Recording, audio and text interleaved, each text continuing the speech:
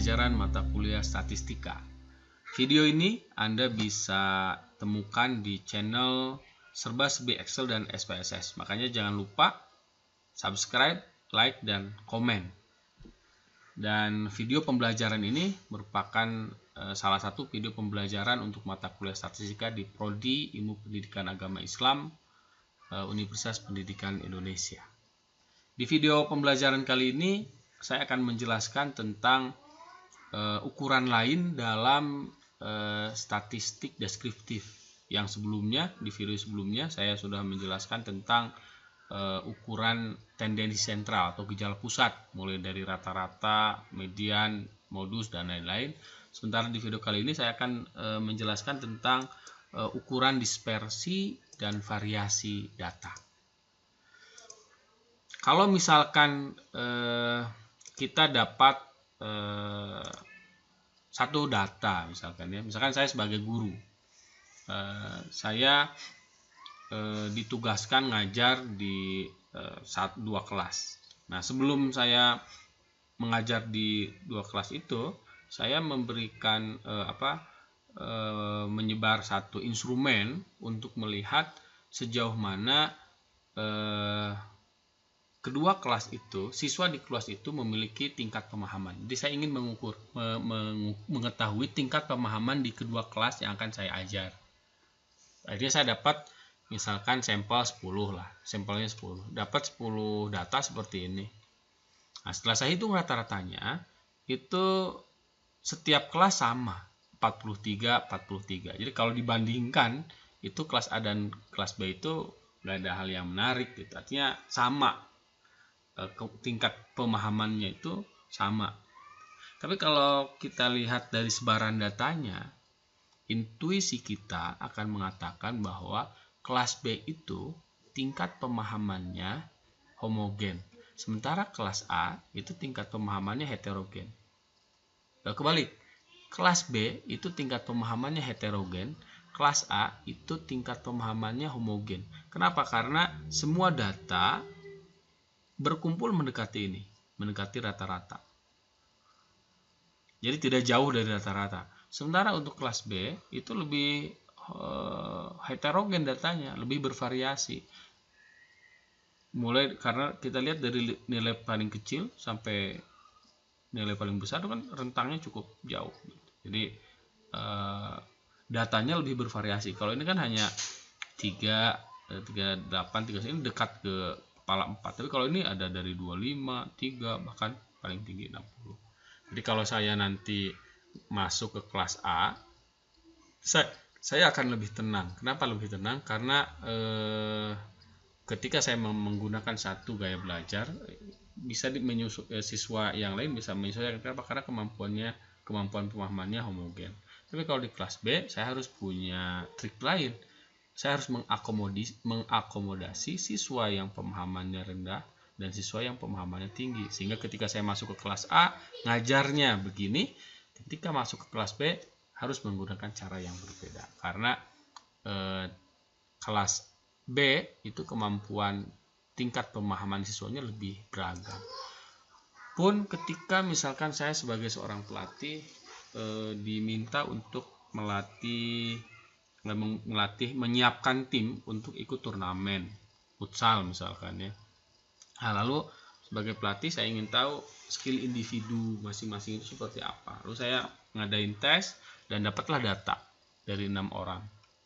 Ini seperti ini. Tim A itu paling kecil skill individunya 83, paling tinggi 97. Sementara tim B itu skill paling rendah itu 89, yang paling tinggi 91. Tapi dirata-ratakan itu dua-duanya itu 90 rata. Ya, sepintas lagi-lagi kedua tim ini seolah-olah memiliki kemampuan yang sama. Tapi kalau kita lihat dari sebaran data, kita secara intuitif akan mengatakan tim B itu, kalau saya secara pelatih, saya akan memilih tim B untuk ikut turnamen. Kenapa? Karena tim B skill individunya merata. Sementara di tim A itu skill individunya heterogen.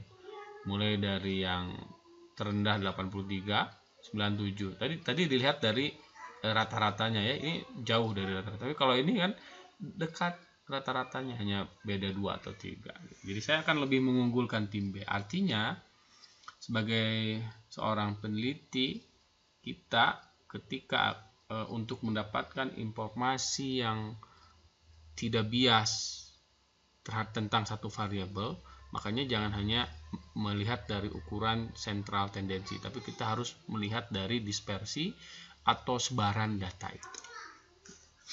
Nah, ukuran-ukuran dispersi atau variasi atau sebaran data itu ada, kita bisa lihat dari 7 hal ini, mulai dari range, rentang antar kuartil, rata-rata simpangan, variansi, simpangan baku, skewness, dan kurtosis.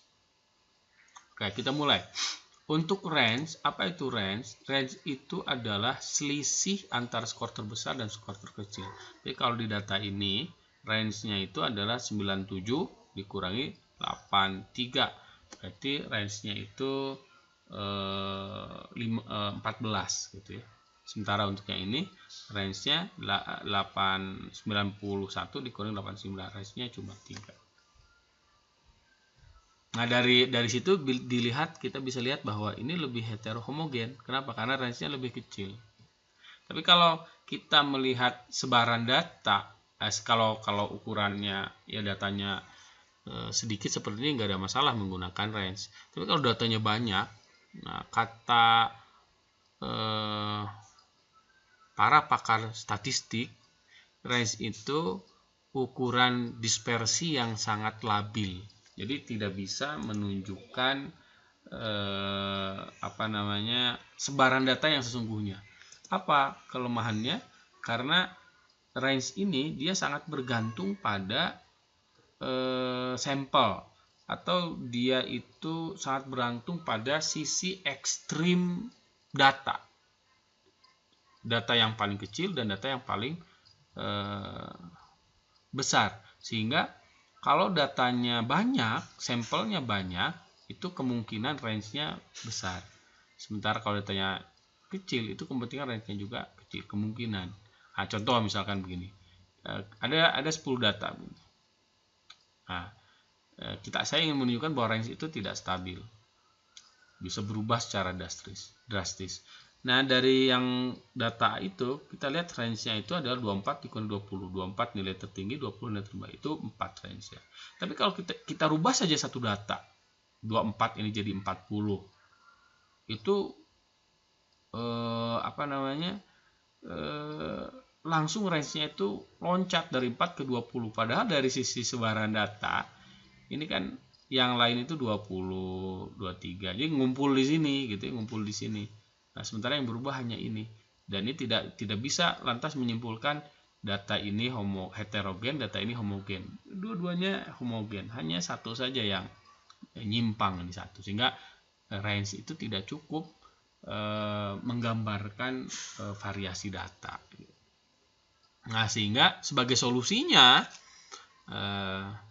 yang lebih stabil daripada range itu adalah ukuran berikutnya, yaitu rentang antar kuartil. Apa yang dimaksud dengan rentang antar kuartil atau disingkatnya RAK? Itu adalah selisih antara kuartil 1 dengan kuartil 3. Ingat di ukuran sentral tendensi, titik kuartil itu adalah titik yang membagi data menjadi 4. Jadi kuartil 1 itu 25%, kuartil 2 50%, kuartil 3 itu 75%. Nah, selisih antara kuartil 1 dan kuartil 3 itu lebih menggambarkan variasi data, mampu menggambarkan variasi data lebih akurat daripada range. Kenapa? Karena rentang antar kuartil itu tidak terpengaruh oleh jumlah sampel, jumlah data, juga tidak terpengaruh oleh sisi ekstrim kiri yang tertinggi dan yang terendah gitu. Karena kuartil 1 mengambil data yang ke 25% gitu ya. Setelah diurutkan, kuartil 3 mengambil data tengah, kuartil 3 mengambil data yang 75%. Nah, ketika kalau digambarkan di sini, satu data itu akan bisa disimpulkan homogen ketika nilai RAK-nya itu, rentang antar kuartilnya sedikit atau kecil. Karena ketika datanya homogen, kuartil 3 dan kuartil 1 itu akan mendekati ke tengah. Nah, sebelah sini mendekati ke tengah, sehingga jarak ini tuh lebih dekat, lebih kecil gitu ya, lebih kecil. Nah, itu sementara ketika datanya heterogen, K1 dan K3 itu akan semakin menjauh ya di sini. Beda dengan tadi di sini ya, sisi ekstrim. Mau ini tetap saja nggak ngaruh gitu ya. Ini nggak bergerak gitu. Nah, jadi statis. Jadi tidak memberikan informasi yang bias. Lalu ukuran yang ketiga untuk melihat sebaran dari data itu adalah rata-rata simpangan. Apa itu simpangan? Simpangan itu dikenal dengan istilah deviasi. Jadi deviasi itu adalah selisih antara satu skor dengan nilai rata-ratanya. Jadi yang jadi titik patokan itu adalah min. Jadi kalau dalam distribusi normal, min itu kan ada di tengah di sini. Sehingga variasi data itu bisa dilihat dari sejauh mana skor-skor yang ada di satu kumpulan data itu melencengnya dari nilai rata-rata. Nah, itu disebut dengan deviasi. Jadi deviasi itu simbolnya itu X kecil untuk membedakan dengan X besar dari rata-rata, dari data gitu ya. Nah, deviasi itu adalah selisih antara skor itu dengan rata-rata. Misalkan kita punya 3 data. Yang pertama 5 data nih, 3 kelompok data. Ini data pertama A, data B, data C. Tapi setelah dihitung rata-ratanya, semuanya itu sama rata-ratanya.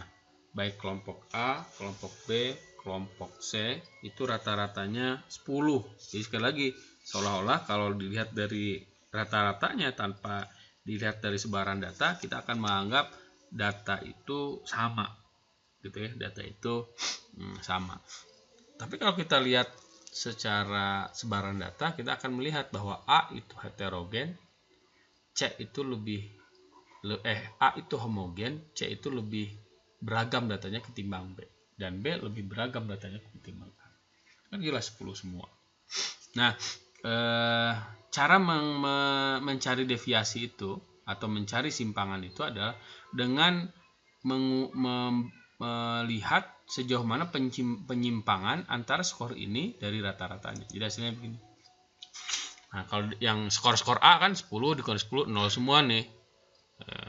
Lalu di B, skor 5 ini terhadap rata-ratanya minus 5. Skor 7 minus 3 dan seterusnya.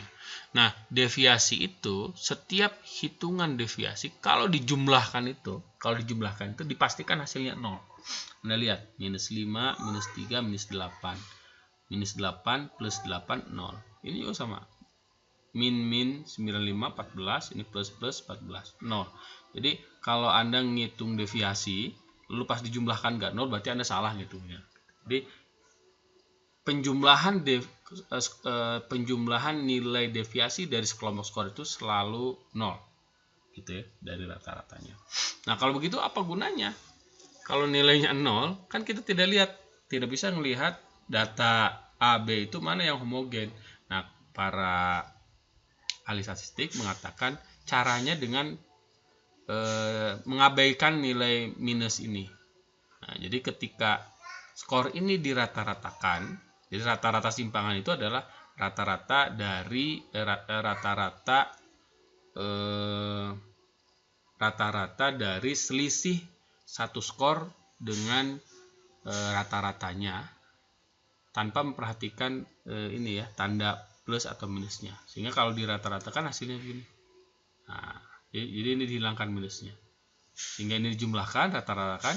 Kelompok B itu 3,2 nilai rata-rata simpangannya, sementara kelompok C itu 5,6. Nah, dari sini jelas C itu memiliki rata-rata simpangan yang besar. Nah, dari 3 kelas ini kita bisa simpulkan yang homogen itu kelompok A itu homogen dibandingkan kelompok B. Kelompok C itu lebih heterogen dibandingkan kelompok B karena nilai rata-rata simpangannya lebih besar, gitu ya. Oke, sehingga rumusnya begini. Jadi rata-rata simpangan, nah simbolnya X kecil, itu jumlah selisih skor itu terhadap minnya dibagi jumlah data. Lalu yang keempat, di samping rata-rata simpangan, para ahli statistik mengembangkan lagi. Apa ada nggak yang lebih mudah supaya ya dari sisi hitungan, karena untuk rata-rata simpangan itu jarang digunakan untuk melihat variasi satu data. Nah, yang biasa digunakan oleh para peneliti itu adalah untuk melihat sebaran data itu dua ini, variansi dan simpangan baku. Nah, apa itu variansi? Jadi variansi itu dasarnya itu niat awalnya itu sama seperti rata-rata simpangan, itu ingin melihat sebaran data atau variasi dari satu data. Misalkan kita punya dua kelompok data B dan C. Nah, saya ambil dari yang atas ini ya, B dan C. Rata-ratanya 10. Nah, variansi itu adalah kalau di bahasa bahasa mudahnya itu, jadi dia itu merupakan nilai rata-rata dari skor dari kuadrat skor simpangan. Di variasi data itu variansi itu adalah rata-rata dari kuadrat skor simpangan satu perangkat data. Misalkan ini. Nah, ini kan skor simpangannya nih. Ini skor simpangannya, deviasinya, ini skor simpangannya. Lalu ini di kuadratkan. 5 kali 5, 3 kali dan seterusnya. Nah, hasil kuadrat ini dirata-ratakan. Hasilnya 13,6, 42,4. Nah, ini namanya variansi. Simbolnya S pangkat 2. Variansi atau sigma. Gitu ya, itu variansi. Nah, seperti ini. Jadi, variansi data itu adalah rata-rata jumlah kuadrat dari skor simpangan. Sekali lagi ya, variansi itu adalah nilai rata-rata dari kuadrat skor simpangan. Sekali lagi, variansi itu adalah nilai rata-rata. Jadi ini itu merupakan nilai rata-rata dari kuadrat skor simpangan. Nilai rata-rata dari kuadrat skor simpangan. Gitu ya. Sehingga yang kalau kita membandingkan dua data, yang nilai variansinya lebih besar, maka data itu lebih heterogen daripada kelompok yang nilai variansinya sedikit. Jadi semakin besar nilai variansi satu kelompok data, itu menunjukkan data itu semakin heterogen. Nah, pengembangan dari variansi data adalah simpangan baku. Simpangan baku itu secara sederhana disebut dengan akar pangkat 2 dari variansi. Jadi yang nilai variansi itu di akar pangkat 2 kan. Itu hasilnya adalah simpangan baku ya, sama sebetulnya. Cuma fungsinya apa simpangan baku itu? Jadi kalau di hasil riset Anda akan menemukan lebih akan menemukan simpangan baku dibandingkan yang lainnya sebagai ukuran variasi dasar. Misalkan kita begini, ini fungsinya ya, fungsi dari simpangan baku. Misalkan kita melakukan riset di dua kota, taruhlah kota A dan kota B, untuk melihat perbedaan atau rata-rata pendapatan di kota itu, penduduk di kota itu. Nah, dari sejumlah sampel yang sudah terkumpul, didapatkan bahwa nilai rata-ratanya itu 100, baik di kota A atau kota B. Jadi sekali lagi, kalau kita melihat ukuran sentral tendensi, kita akan melihat tidak ada apa-apa, tidak ada perbedaan mencolok antara kota A dan kota B. Kenapa? Karena dilihat dari rata-ratanya itu sama, 100.000 rata-rata penghasilan penduduk itu. Tapi ketika kita melihat simpangan bakunya, ternyata simpangan baku kota A itu 2 kali lipat dari simpangan baku kota B. Nah, kalau lihat simpangan baku ini, kita bisa menyimpulkan bahwa kota A itu penghasilannya lebih beragam dibandingkan kota B. Kenapa? Karena simpangan bakunya 2 kali lipat daripada kota A itu simpangan bakunya lebih 2 kali lipat daripada kota B, artinya lebih besar. Nah, seperti yang data ini. Jadi yang simpangan bakunya lebih besar itu menunjukkan dia lebih heterogen datanya, sehingga kita bisa simpulkan kota B itu walaupun sama rata-rata penghasilannya dengan kota A 100.000, tapi dari sisi sebaran data penghasilan penduduk di kota B ini beragam, sementara di kota B ini homogen gitu ya, sama, tidak jauh berbeda antara satu dengan yang lain. Tapi di kota A yang memiliki simpangan baku lebih besar daripada kota B, itu menunjukkan pendapatan atau penghasilan penduduk di kota A ini lebih beragam daripada kota B. Gitu ya, itu fungsi dari simpangan baku. Nah, yang kelima dan keenam itu ada skewness dan kurtosis. Sebetulnya ini lebih kepada gambaran dari sebaran data untuk menyimpulkan satu data itu kemelencengannya dari distribusi normal. Jadi untuk melihat normalitas data itu bisa lihat dari nilai skewness dan kurtosis. Nah, apa itu skewness? Itu kemiringan data. Nah, contohnya ini. Nah, dari kurva ini dua jenis kemiringan data. Ada yang right skewed atau left skewed. Artinya data miring ke kanan, ini data miring ke kiri. Satu data ketika ekornya itu lebih memanjang ke kanan,